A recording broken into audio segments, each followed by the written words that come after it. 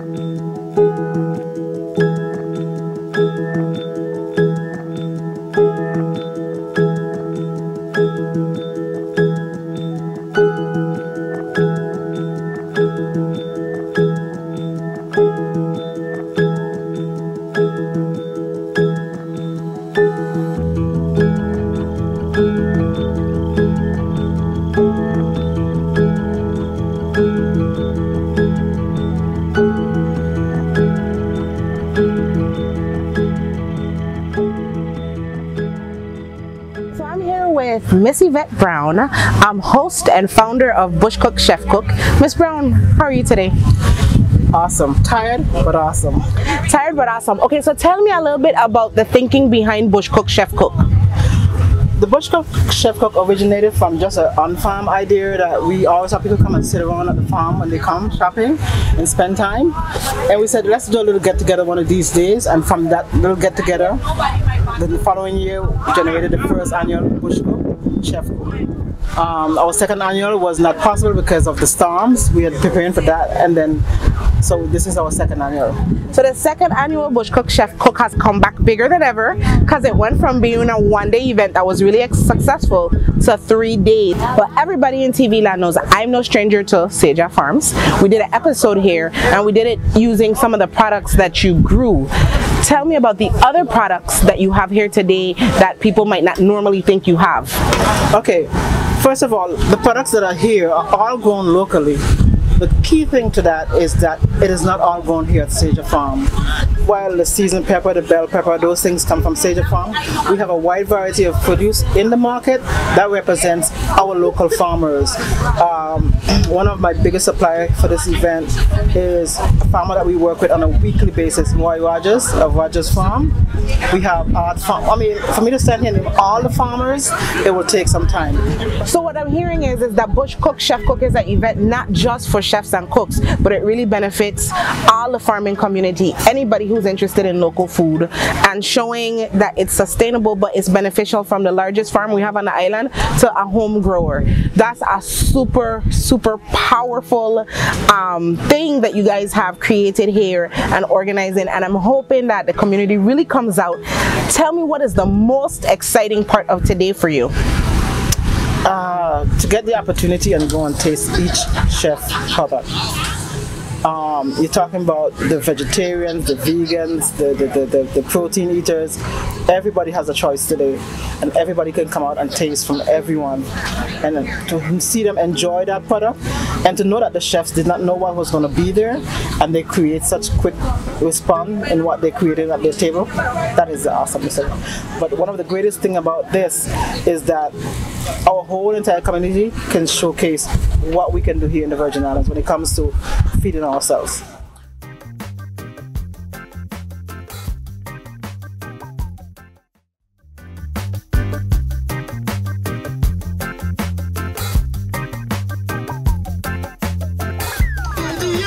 So I'm here with Frank Robinson from Best Craft Cocktail Lounge. What's up, Frank? I'm good. How you doing? I'm fine. Tell me, what proteins are you using for Bush Cook Chef Cook? Today I'm using a hind quarter of pig, so I'm using pork, and then I also have some cut up local goat. So the pig is actually buried right now in a fire pit over there, so that's cooking underground, and then we have the goat here cooking in a pot pot on an open fire. It's being cooked down in some rum and some Guinness. Yes. Spices and flavors. So try something a little different with the goat. And then we got a little fire going up there. Well, getting some coals hot, and I'm gonna put some breadfruit to roast in the coals itself. So my other question is, or my final question is, what is the value of bush cook, chef cook for a community? I think the value of bush cook, chef cook is that it takes us back to a skill set that, you know, gets forgotten. You know, we get all modernized in technology, and the advances of life in the world, you know, make people forget where you got to come back to. I mean, we just went through a bunch of hurricanes, and with no power, a lot of people did go back to cooking on open fire or tree stone or coal pot or whatever other means besides our modern day stove. So for our community, I think it brings us all together. It's fun. It challenges the chef to be able to cook in an atmosphere that is not familiar or necessarily all that comfortable, and it really just shows that you're able to really do anything if you just put your hands to it. I like that. You could do anything if you put your hands to it. Can you put your hands to let me get a sneak peek of your pot? Maybe. Maybe. So I just got this started, so it just started to bubble up a little bit. And so this is cooking down in Guinness and rum. Yeah. I will nice be here to taste this. Thank you so much. I'll see you in how long? Tell me when to come back? Come back this afternoon. Oh, not when it's done, you know. Okay. No, when it finished cook. Okay. Thank you. Bye. Thank you so much. All right, so I'm here with Chef Ricky Dean. Hello. Last year's Bush Cook Chef Cook winner, and he is back. I'm back. How are you, Chef Ricky Dean? I'm doing great. Tell me what you got going on this morning. Well, you know, we're trying to bring our culture, you know, here today. It's a bush cook-off, you know, so I try to use, you know, the things I learned from the ancestors, you know. So we got top and a bottom fire here going on. We used to use that when we do a top and a bottom fire in the coal pot. We used to use that technique to bake, but it's also known as a Cajun oven. So what we have on the bottom is we got a nice fire with some local charcoal. We also got some sea grape wood because that's our oak. It burns clean and nice heat. And then we got a fire on top made out of a disc from a tractor where they plow the fields. So this year we're going to use a different technique. We got fire on the top. We're going to light the disc with some oak barrels from Sejah and rum, some sea grape wood and local coal. So it's got to drive the heat down and the heat's got to come up. So it's like a microwave effect on there. Use a little bit of the coconut around the branches wet to keep it, you know, to keep it wet and good. Like a little bit like a convection oven? Yeah, almost yeah. We try a little different technique. This is the first time we did it this way, but let's see how it comes out. Tell me, what proteins are you using? We got our lamb. We got like a half a lamb, probably about 45 pounds, give or take some. And we probably got about 50 pounds of pork also in there, a whole pork side. You're making me excited. Yeah. Lamb and pork. Yeah, lamb and pork. So we're going to do that with a breadfruit salad with a little green banana. And we're going to do a coleslaw, probably with some dragon fruit, papaya, carrots, a little cabbage. Probably do a little soursop, you know, vinaigrette dressing for that one with some sesame seeds. And we're still working on the other side for the lamb.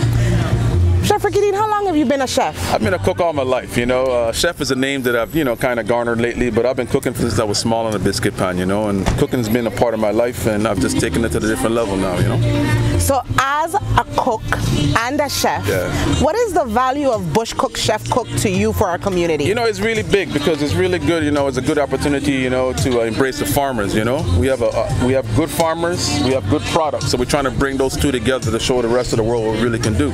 You know, St. Croix is a cooking destination, you know, and this is a very good event, and it's going to be a legacy event, so I'm looking forward to seeing what comes out today. I like that. It's going to be a legacy event. I am coming back to taste some of your ancestral legacy in this homemade Cajun, Crucian, convection microwave oven. We got Ocha. Yeah, we got car transmission here. That's our coal pot. You know, we recycle stuff out there. Coal pots are hard to find, so we kind of use a car transmission to make our coal pot, and you know, concrete blocks and some other stuff you got around the house. So keeping it real, you know. Thank you. I'm coming back in a little while, ready for some roast goat and roast pork. All right, blessings, all right. So we're here with Eric Smith from Calabash in Florida this morning. Eric, tell me what you're preparing. Curry goat, jerk pork, jerk chicken. Okay, so specifically in the bowl right now we have Goat. We have goat. So what are you in the process of doing? Right now, I'm seasoning it with the curry powder and our national seasoning. Your national seasoning? American seasoning, yeah. Yeah, okay. And a bucket jerk seasoning. Okay, so the process is, just tell me what you have in the curry. This is curry goat. Yes. What you have in the goat meat right now? Right. You have some of this, your national seasoning. This is for the jerk pork. Okay, so no jerk. No. Okay, and curry powder. Right. So how long that gonna take to set? 15-20 minutes. 15-20 minutes? And I put it on. I am excited to come have some curry goat, but I want to ask you a question. You came here from Florida, right? Yeah. To visit, to participate in Bush Cook Chef Cook. What's the value of Bush Cook Chef Cook to you? Well, it's all I do in my life when I was in Jamaica. And we used to go to the bush, make work, and we go to the bush and just cook a pot. And my dad teach me, so. Okay. I'm looking around because I see people are digging pits and different things. So what are you going to cook your curry goat on? On a stove. On a stove? Okay. So the countertop burner. Right. All right, Eric. Well, I'm going to come back later to see this in action and hopefully to taste some of this delicious curry goat. Okay, all right. All right, thank you.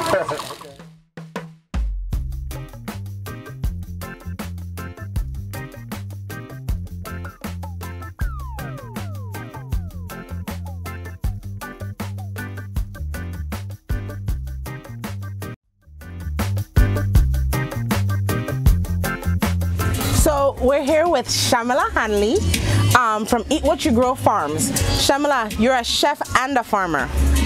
Both. Both. A lot more. A lot more too? More to it too. Tell me what you got here today. Today, I have in this pot some seasoning. All this seasoning. Oh my gosh. That all the different so herbs that I blend and chop. Right here I have some coconut milk, as you can see. And here I have some spinach that I'm scooping. Spinach. And it's locally grown here too. So that's the Malabar? No, it's the running spinach. Okay, so the running spinach. Okay. So we have spinach, coconut, seasoning.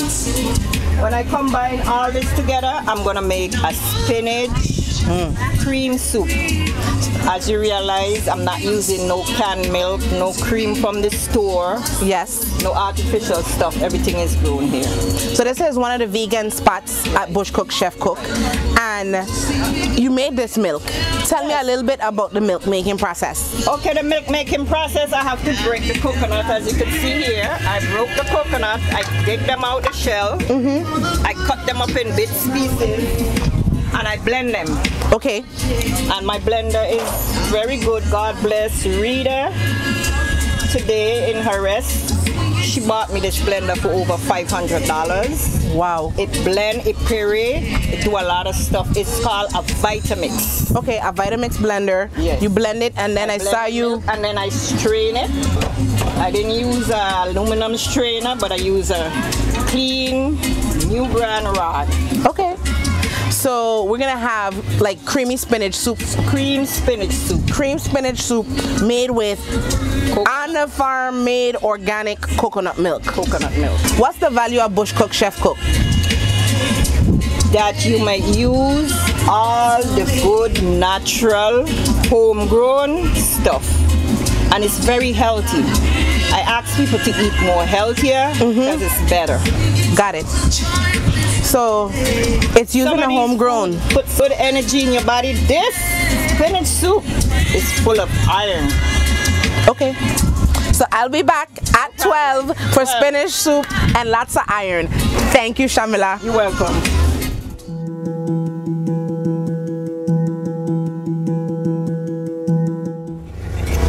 So I'm here with Chef Jameson Pollitt. Hey Jameson, what's up? Hi, nice to meet you. We're actually Facebook friends, right? Yeah. So this is the first time we're meeting in person. Tell me a little bit about what you got going on here today. Well, I just got a bunch of different vegetables from the market up there that I'm cutting down. I'm making a little salsa out of some papaya and cucumber.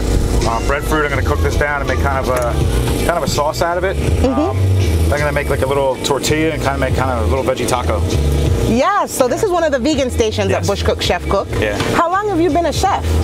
Since about 14, so 30 some years pretty much. We're cooking. Started with my mom when I was a little kid.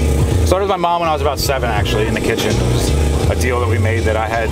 She would go vegetarian when I went vegetarian so that she could learn to cook for me, but I had to help her cook. So you were vegetarian at 7? Yeah. Okay, that's pretty awesome. Yeah.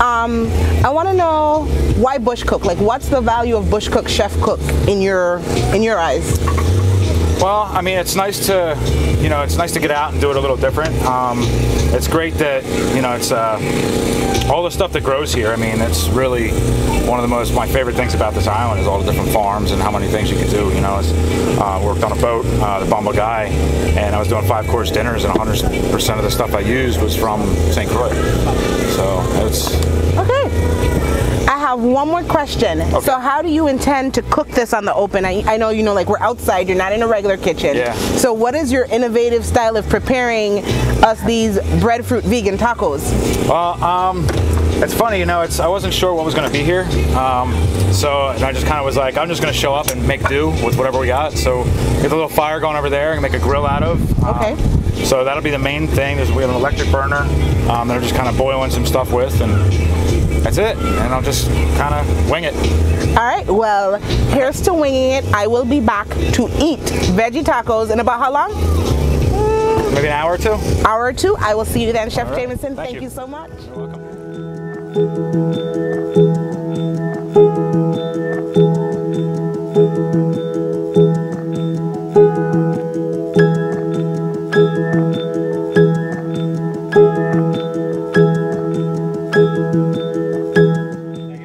And so, Chef Mark, we're here at your cooking station. Explain to me what's happening behind me. Now, what's going on here is the evolution of last year. The first time, we just dug a little hole. This time, we dug a bigger hole, making an oven for roasting, an area for grilling, and it's just a comfortable situation for cooking effectively. So, what we have going on here now is the pork head on the top. We're giving it a nice slow roast to begin with, roasting our veg on the bottom here, and then we're going to add the pork a little later once the breadfruit's been roasted. And utilize that throughout the dough for any roasting, any grilling, anything we basically need. And also right here, I have my pole pot area for frying and boiling a little later. So overall, tell me what's the value of Bush Cook Chef Cook? Bush Cook Chef Cook proves that the island can sustain itself in ways that the Caribbean needs to do. We don't need to import. We have it all here if we just facilitate, organize, and Sejah Farm is proving that.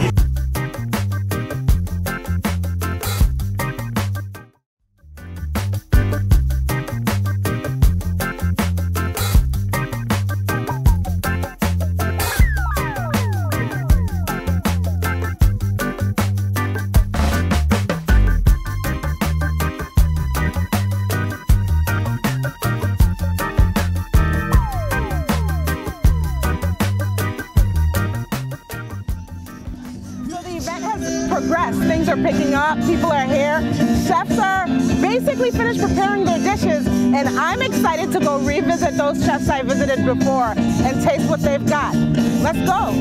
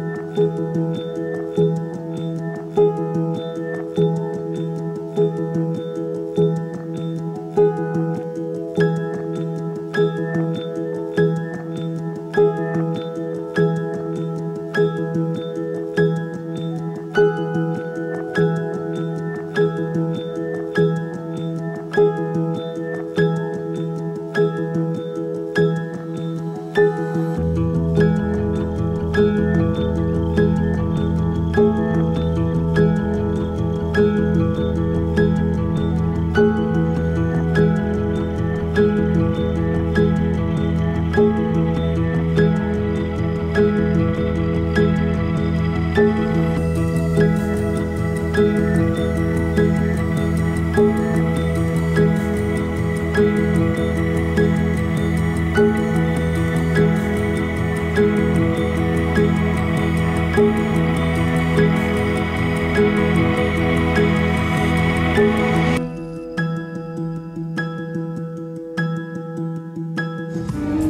today at Bush Cook Chef Cook, we had the opportunity to see multiple chefs showcasing their talent, passion, and skill.